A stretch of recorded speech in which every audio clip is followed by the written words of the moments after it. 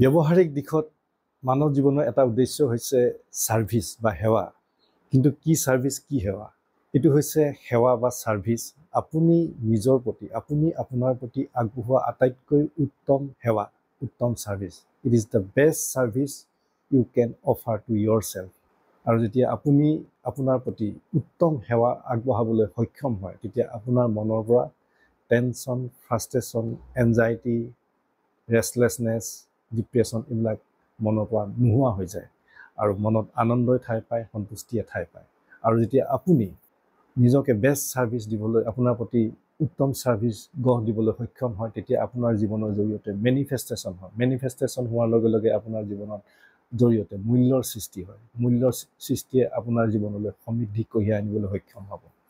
আৰু মনত ৰাখিব, সমৃদ্ধি বা অৰ্থ আপুনি সৃষ্টি কৰা ভেলু এটা বাই প্ৰডাক্ট।